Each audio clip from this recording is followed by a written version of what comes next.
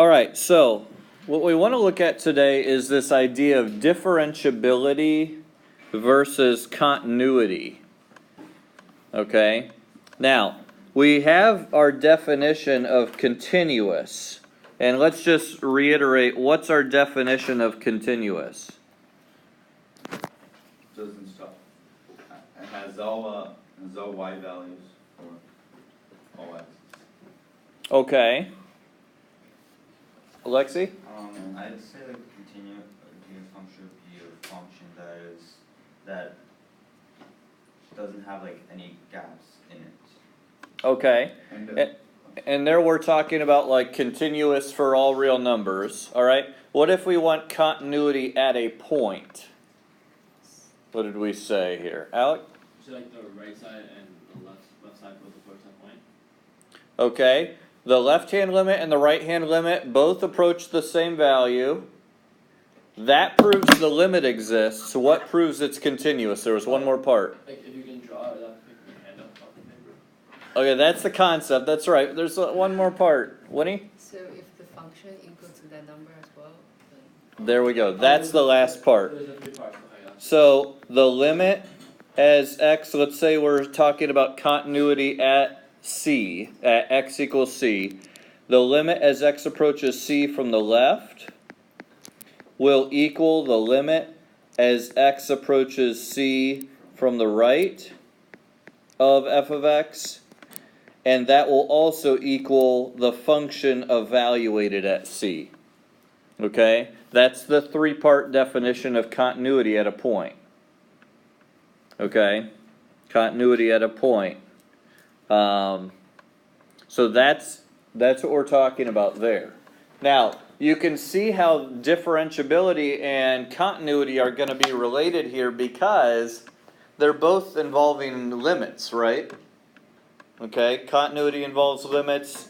Finding the derivative, as we saw in our definition of derivative, involves limits, okay? So here we have this case, and what we're actually going to do is use a kind of a secondary version of that definition of a derivative, okay?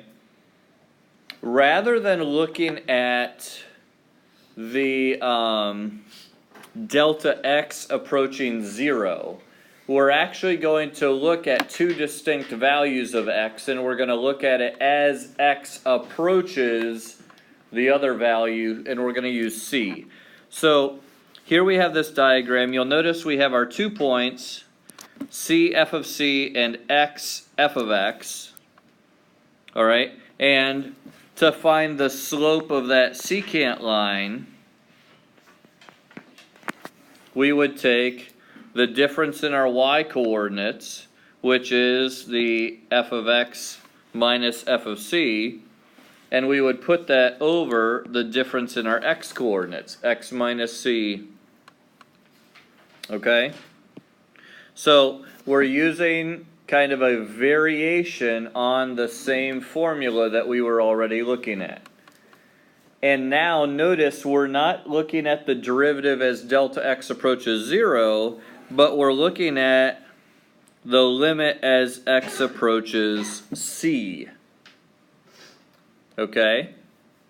As x approaches c. So notice here what's happening is this point is getting closer and closer and closer and closer to that point.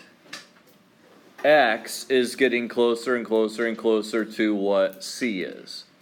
Okay? So again, it's the same formula. It's just a slight variation on it. Okay?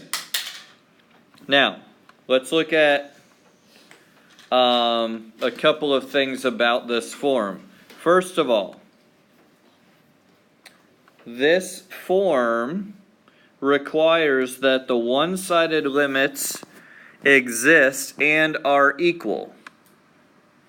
Well, that makes sense because in order for the limit to exist, the left-hand limit has to exist, the right-hand limit has to exist, and they have to be equal. Okay? So that makes sense. So these one-sided limits are called the derivatives from the left and from the right, respectively. Okay? So it follows, and here's the thing.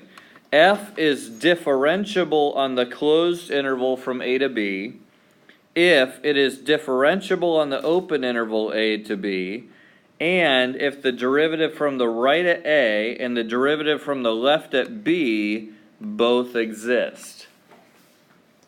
Okay, so notice here, we can look at a derivative from the left and a derivative from the right, just like we had limits from the left and limits from the right. If you think back to our radical function, Isn't it gonna be all the same? Because it's a limit. well, But it's infinitely close to the point. if we look at our radical function that we had done in that other example, remember we said that it doesn't make sense to have a derivative at 0 because it's an endpoint, all right? And it actually, if you plug it in, you end up getting a derivative that was undefined, okay? However, we could look at the derivative from the right Yes, because the limit from the right does exist. you got the 0.00001 that I talked Yeah, yeah, about, but infinite's. okay. So that's kind of the idea here that we're looking at with this differentiability and continuity, all right? Now, let's put this back there, and let's look at a couple of things here. Here we have the greatest integer function, okay? You've seen this notation, we looked at this. You have, it looks like the kind of bracket with two vertical sides here. Okay, so there's our greatest integer function. And you can see here it says the greatest integer function is not differentiable at x equals 0 because it's not continuous at 0. If it's not continuous, you know, you have this jump, all right? Just like the radical function, we've got this endpoint at 0, 0. So we can't really find the derivative there. All right. However,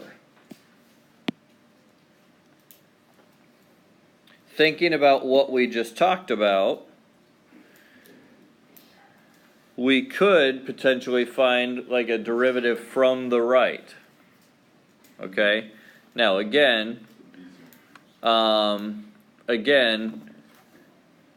that actually isn't something we're necessarily going to use a whole lot, but we just want to address that here while we're talking about the idea. Here's another case. Okay? Is this function, the absolute value of x minus 2, continuous? Yes. Yes. It's continuous here at 2. But here we have kind of a similar idea between that we did with the radical, where because it comes to this sharp point, I actually could draw an infinite number of lines through that point that all only intersected at that one point. So which one is the tangent line? It doesn't make sense. Okay? It doesn't make sense. So what we have here, we have a case where f is not differentiable at x equals 2, because if I were to use that limit definition and take the limit from the left, you'll notice here my derivative has a negative slope. Okay? However, if I were to come from the right, the derivative has a positive slope. So because the derivatives are not equal on the left and the right, the derivative at the point is not equal. It does not exist. Okay? It's not defined. Do we say it's not defined, or do we say it's any number? No. You would say it's not defined. It's not differentiable at that point. So Okay? in order to For the derivative to exist, you have to have both limits. Yeah, and one thing that might help, if you think about the tangent line, let's say I had this curve, all right?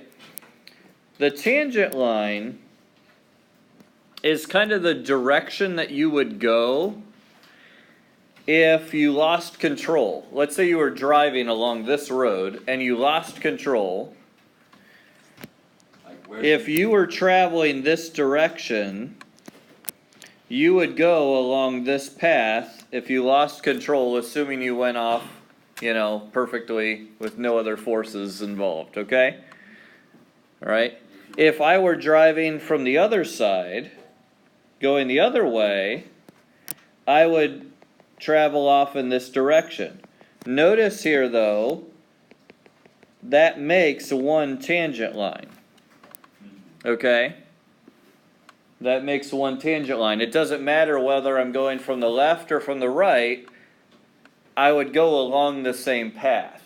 Okay? That's kind of what we're talking about when we say the derivative from the left and the derivative from the right have to be equal. Okay? If you look at this absolute value function, if I'm coming from the left-hand side and I lost control at this point, I would keep going that way. However, if it came from this side and I lost control at 2, I would go on a totally different path. That's a good way to explain Okay? So that might help you understand that a little bit better, how the left-hand and right-hand derivative comes into play here. Okay? Now, here we have a case where we have what's called a vertical tangent, all right? A vertical tangent. At this point here, in this case it's actually the y-axis, would be a tangent line, or the tangent line through that point, okay? Again, just to use our illustration, if I were driving along this path and I lost control here, I would go straight up along that line, or along the y-axis. If I were driving this way and I lost control, I would go straight down the y-axis, okay? Now, the reason why we would say this is not differentiable at 0 is because we have this vertical tangent, and of course the slope of a vertical line is undefined, okay? The slope is undefined. Okay, so let's kind of sum this up a little bit, kind of informally, and then we'll look at it a little bit more formally with a theorem. Okay, you can see what kind of a generalization could you make from these three cases about when you're able to take a derivative. In other words, when it is differentiable. When it's continuous. That's the point. Well, that wouldn't work, because right here it's continuous, right? So that doesn't always hold true. When? When it does not have a horizontal asymptote? It's continuous and has no edge. Corner. Okay, we could say that it's continuous and it doesn't have any kind of an edge or a corner to it, or it doesn't come to a point. And then there was another case here, though, and it also, Do not have vertical lines. very good, it doesn't have a vertical tangent line, okay? So the last one wouldn't work? So the last one is not differentiable. Oh, Now, that doesn't mean there's no tangent line. There is a tangent line, but its slope is undefined. oh. Okay? Yeah. So these three examples kind of show us it's got to be continuous. It's got to be continuous. It can't have a point. No points. What do you mean no point? Or No corner. pointy corners. Oh, okay. Or however you want to describe that, okay? It can't come to a point like that. And then also, no vertical tangents. Okay, so that's kind of, you know, 3 cases that you can tell it's not differentiable. So I mean, in those 3 examples, there is no derivative. You can't. In each one of these, there's no derivative at x equals 0. Okay. What if, just let's say for this second example, I mean, never mind. The second one, you could take the derivative for any other value of x. It's just not. And also the third one. Okay, the first one is not differentiable at the integers because each integer has that Yeah, jump. it's not. Yes. Like in the second one, why? The second one you can take the derivative at 0 though, right? Yes. But not. Not at 2. I'm sorry. Yeah. Sorry. So, for these, could you still take a derivative of the function and then on that derivative function, the points at which, like, for example, the pointy corner or there's a vertical tangent, those would just be undefined? Yeah, they'd end up being undefined in some way. Like that, if you tried to use that definition, you would come up with a derivative or a limit that does not exist at that point. Okay. But for the function as a whole, it would work. For the function at other points, you could make it work, yeah, yeah. Alright, so, here is a theorem that's going to be important to make sure you keep straight, okay?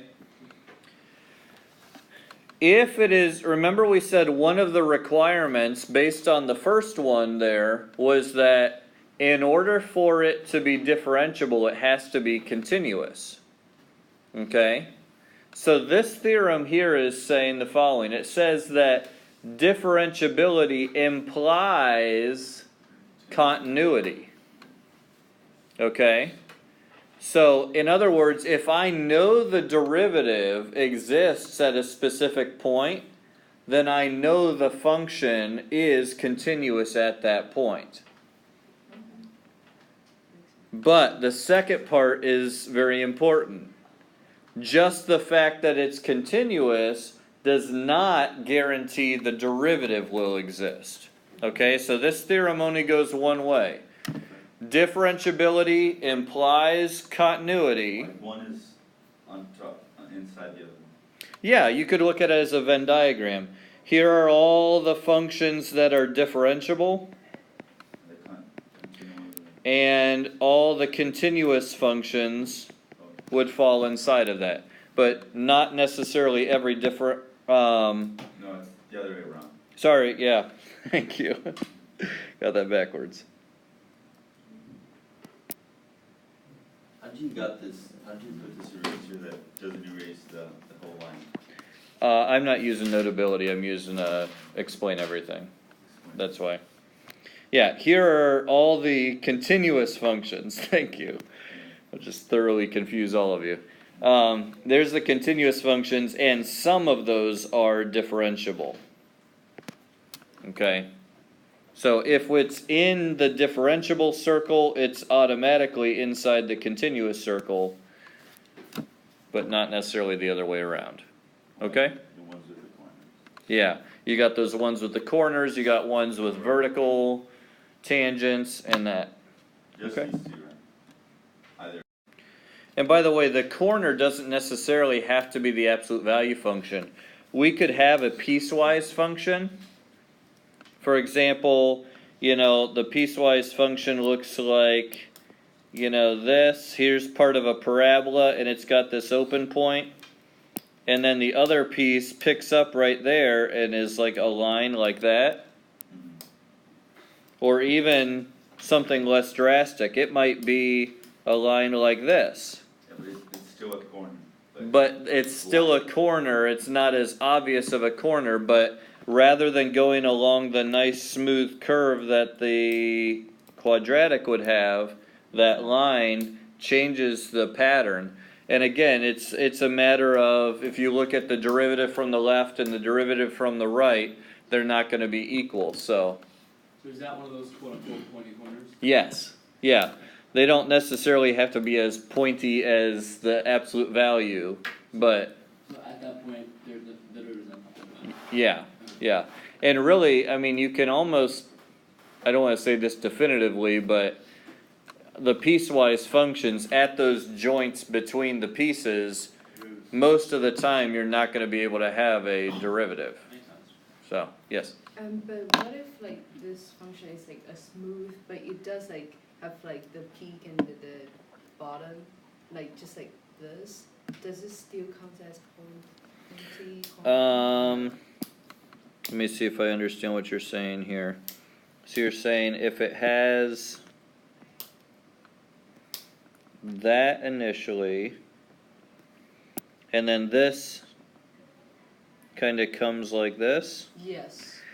That's why I said I couldn't definitively say, but it would be very, very hard because they would have to be exactly the same. Oh, that was what. Okay. That was what I.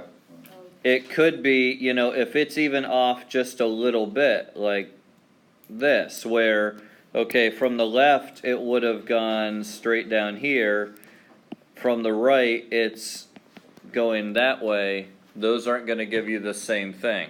Okay. That wouldn't form a straight line. So if they continuously, sorry. It's okay. But what if it's just like the same function, but just like saying using quadratic function. So there's no hole at all, no hole like at that point at all. Yeah, well, I mean, here's the thing, if there's a hole at the point, it's not differentiable, because it's not continuous Yeah. automatically. Here I'm talking about a case where this is actually continuous, however, I think the only way to really make that happen would be to get two functions that at that point had exactly the same slope. That's the only way you could do it with a piecewise function. So, like I said, it's going to be rare to have a piecewise function that would be differentiable at the joint between the two pieces. Okay. Okay?